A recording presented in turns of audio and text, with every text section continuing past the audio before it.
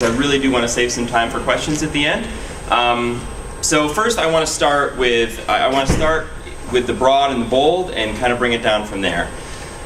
I have a proposition, a theory about the nature of the universe that I want to put forward that I think is generally supported by the evidence. And the theory is that technological progress favors self-actualization and freedom over surveillance and repression. And I think that this is not a trend. The trends go both ways. You know, the atomic bomb and LSD were invented at the same time. Well, one seems to trend one way and the other seems to trend the other, right? But I think on the whole, it seems to be the nature of the temporal dimension that as technological progress moves forward, the capacity for self-actualization and freedom is enhanced. One thing that you may, and I hope that my hope is that we really leave with a sense of optimism about not only the free software movement, but the larger philosophical ideals that it represents. One thing that you might not know that I think gives me a great deal of optimism, and I just want to mention this very briefly, and I hope that you do just a tiny bit of research about it on your own, is that it seems to be the nature of the laws of physics, the nature of universal mathematics, that decrypting an encrypted message is an order of magnitude more difficult than encrypting that message. In other words, if I want to talk to one of you, I can send you a message and encrypt it in such a way that it requires an order of magnitude more processing power to decrypt that message. This isn't a result merely of today's technology. It seems to be that that's the way that mathematics works. That's the way that the laws of physics works. And I think that concept, if indeed that's true, then that is a reason for optimism, and it suggests that surveillance will become increasingly difficult as time moves forward. Also, I think you can look at where we are with free software right now. How many people in here use at least one piece of free software? How many people in here use Mozilla Firefox over Internet Explorer? The vast majority of the room. The vast majority of the room.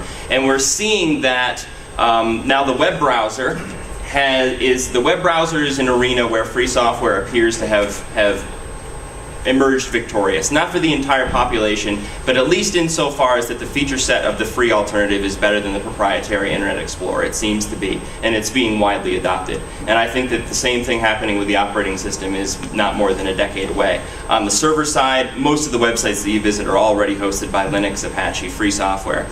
So I believe that the drug policy reform movement and the free software movement are actually the same thing.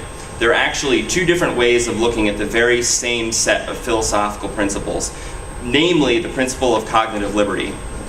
Does anybody here think they can give a really succinct definition of free software? Come on, somebody, anybody, give it a whack.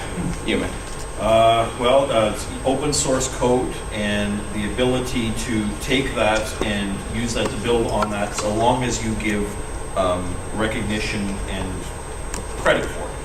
The very last part, the so long as you give recognition and credit, is somewhat contested. There are many different definitions, but the point is that the phrase free software doesn't mean that the word free in the phrase free software means something different than the word free in the phrase free beer, right? It refers to a deeper level of freedom. It refers to the ability to do what you want with what you have. That your ideas and the ideas of your community are your own. And when you're given a piece of free software, if it's truly free, you can modify it, you can redistribute it, you can do whatever you want with it, sell it if you can, even anything. So again, I think that the notion is that the underpinning here is cognitive liberty. In the drug policy reform movement, we generally, but not always, talk about the liberty to put into one's body, one's mind, what one sees fit, right? In the free software movement, we generally, but always, talk about the ability to take what comes out of one's mind and be free in that creativity.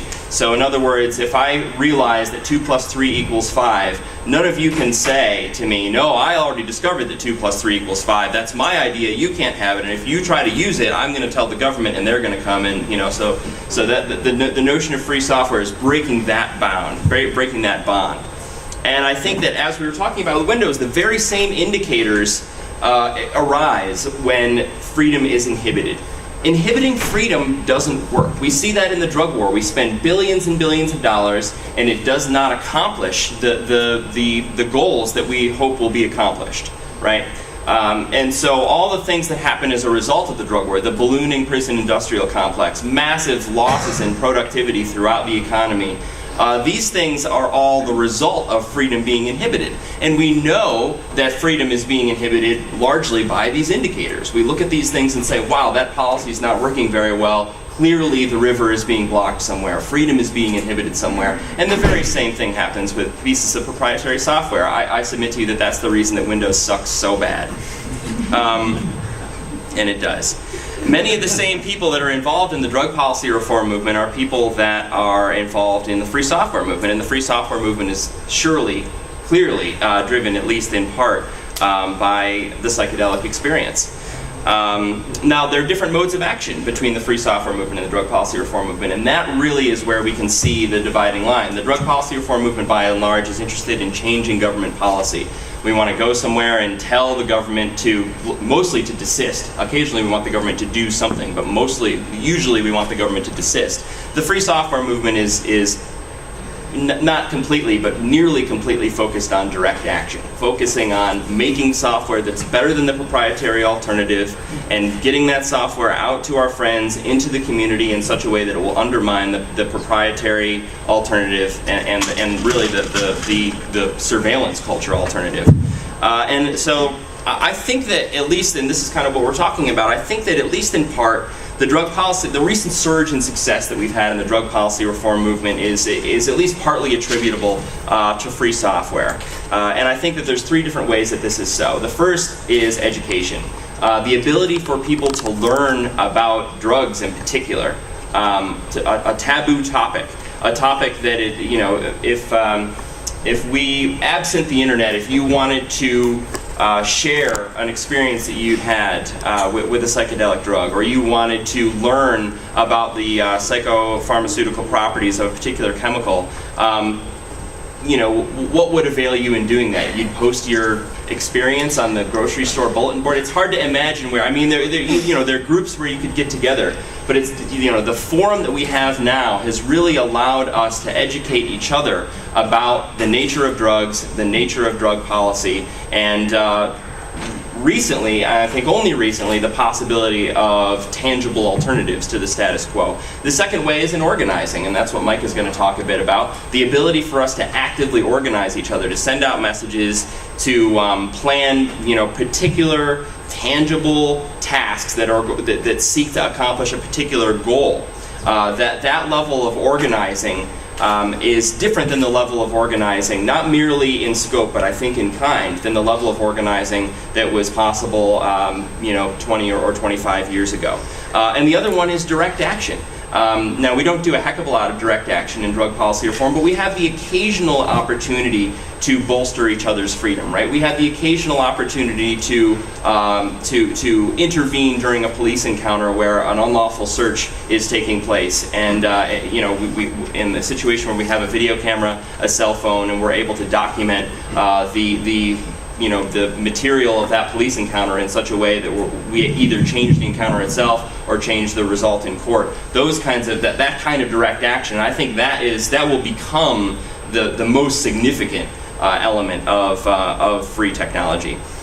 So that's basically what I have to say. I welcome questions, and I also just want to urge everyone to get involved. Use free software. Try Linux out on your computer. Most of you already use Firefox, but use it and learn about it. Learn a little bit more than you think you need to know about every piece of free software that you use. Think critically about software. When you're using a piece of technology, think, is my freedom being inhibited here? Is my freedom being inhibited by the fact that this piece of software is reporting every piece of media, every piece of music that I listen to? And of course, I argue that the answer is yes, but the key is to think critically about each instance of your use of these pieces of technology. And finally, help your friends adopt free software solutions. If your friends are perhaps less technologically inclined and are less likely to go out and learn about pieces of free software, help them learn about these things and help them be free from surveillance culture and the culture of proprietary software.